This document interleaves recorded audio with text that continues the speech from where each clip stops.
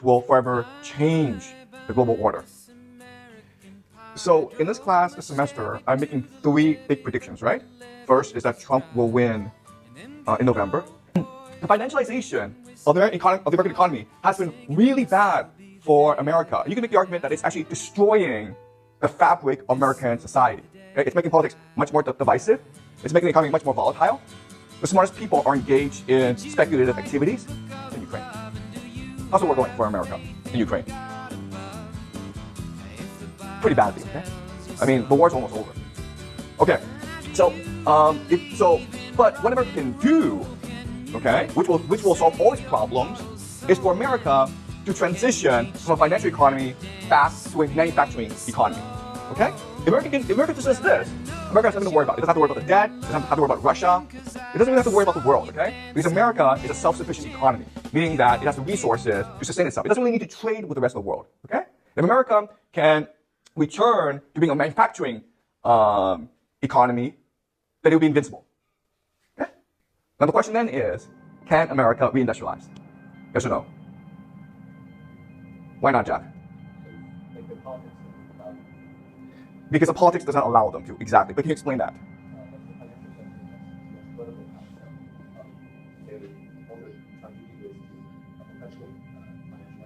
Yeah.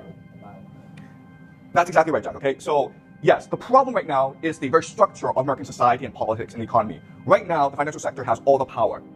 And they don't want to go back to the time when manufacturing had all the power, right? So, that's the first problem. But let's just say, for the sake of argument, that they agree to this, okay? What's your other problem? If you want to reindustrialize.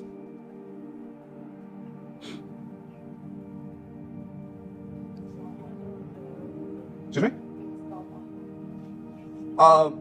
Okay, but all the foreign investment can just go into factories, right? But there's actually a really big problem with reindustrialization, okay? So as Jack says, there will be political resistance to this, okay? But then you have a bigger problem than this, which is what? Okay, guys.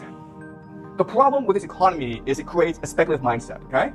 So therefore, no one wants to work hard. No one wants to work in factories anymore. Do you understand? If you're a young person, you would much rather spend your time investing in Bitcoin than working in a factory. Do you understand? Because investing in Bitcoin gives you the opportunity to become rich. But if you work in a factory, you have to work hard for 40 years just to buy a house. Does that make sense? So you're not going to find people to work these factories.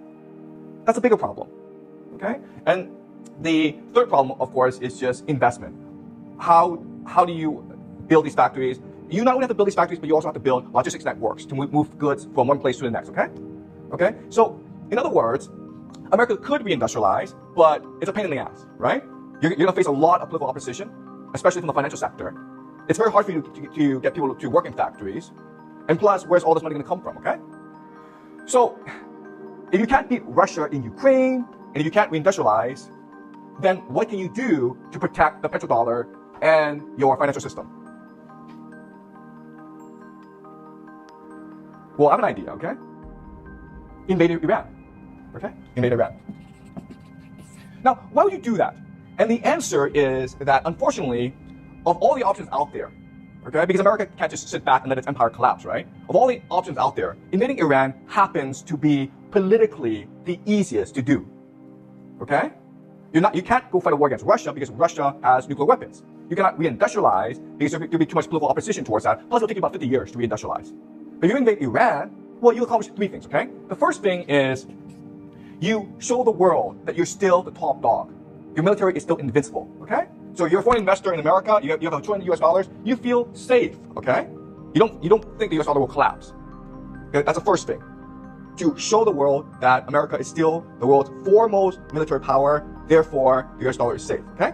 Second is oil, right? What is the US dollar based on? Oil, right? When you control oil, then you don't have to worry about people abandoning the US dollar. Okay, does that make sense? Okay, and it happens that the Middle East produces 40% of the world's oil. And Iran is the world's 4th largest oil exporter. But when you take over Iran, you also control Iraq as well. You control that entire area, okay? And the third thing about invading Iran is trade, okay? So that area, most of the world's trade has passed through that area, right? So invading Iran would allow you to control the world's shipping lanes. Okay? So that would be the theory behind invading Iran. Okay? But the motivation would be to save the American empire.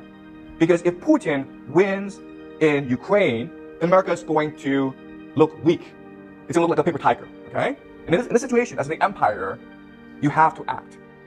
Today, you have a lot of countries in Africa who are rebelling against the Western powers, France, basically, and in America. Why? Because they think that Putin is now in charge, okay?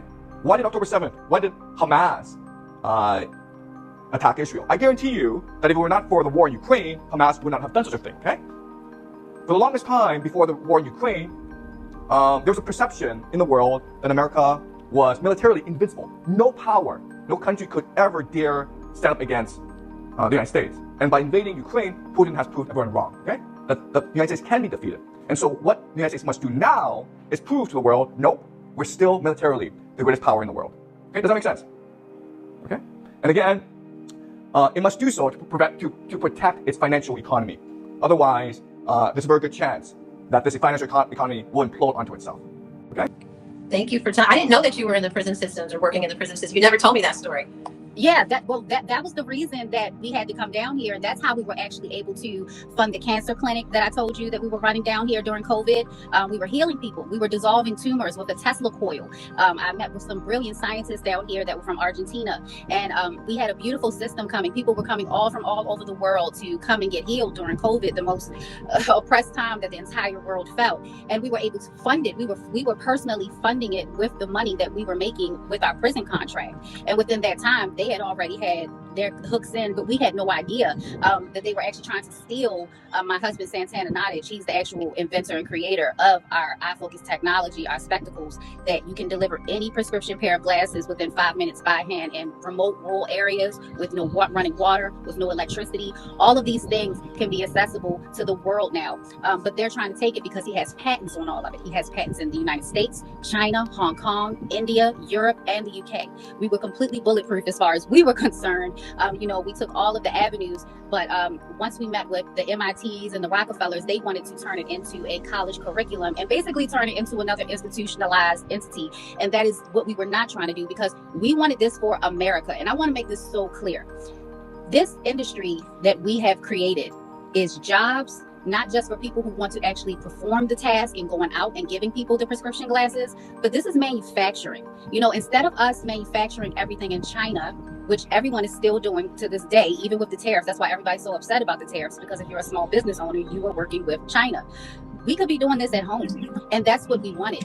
So, we manufacture everything ourselves. We've already manufactured ourselves. I'm on my rooftop right now with more than $10 million of inventory with lenses and frames that I can't move, because the government is working with the Mexican government as well in America, and they are keeping me from being able to send out packages. So that's been my dilemma. That mine has been extremely systematic. It's been extremely harsh. My bank account was completely shut down in 2021 for absolutely no reason. And it was a full account with full funds in it, more than $20,000 at the time that I had in my own personal account.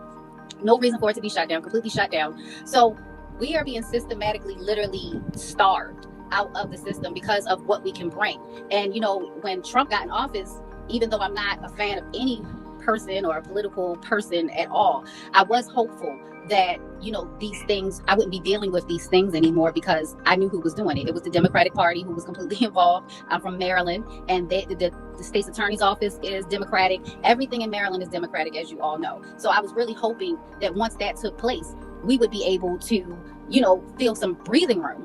But as you see, it's been pretty disappointing, because most of the things that we were supposed to be getting delivered to us, we haven't. Let's just say the Epstein files. We still haven't received those things. There's so many things that, we were promised that we haven't seen yet. So how revolutionary and how important this technology is. More than 2.3 billion of the population are affected by unrefractive error. And unrefractive error is simply the inability to be able to have access to eyeglasses. Most people around the world, see, we live in America, so we have a very privileged life, but most places in the world are living off of $1 a day. And most of those places do not even have access to an optometrist to get a basic eye exam. So the whole reason that we came up with this concept was because it's important for people to be able to see. Most people think that people have all of these car accidents in different countries because they have poor infrastructure. It is true, but they're actually having the accidents. 80% are actually accidents because the people could not see. And it's such a simple fix. People don't have to go blind anymore. You get your eyeglass prescription, you get your glasses, and you start to heal. And we have eliminated the process where people have to wait for a long time, or they have to go to a certain clinic and then they have to wait, and then the clinic has to find them and their address, because most people have to move around a lot. Well, now they don't have to do that anymore. They can have it dispensed right away. And like I said, it's also a potential career if anybody is interested, and children can do it. Someone a little older than 13 years old, really, I mean, if they're really smart, they can do it probably at 11. But I just think 13 and up, this will be a great side hustle for them to go to retirement communities, for the young to start speaking to the elders and getting to have those shared experiences. It's a whole beautiful symbiotic relationship that this would bring on top of the manufacturing that could be done in America. So right now, I'm still trying to find support for that, still trying to see who would like to get involved with this, because this is a multi-trillion-dollar industry. We spoke of Luxottica, and Luxottica and Essilor signed a deal for $62 billion in 2018, I believe. And it was a deal that wasn't even necessary to make. The shareholders would be really, really pissed off if they knew that this technology was around when they made that deal.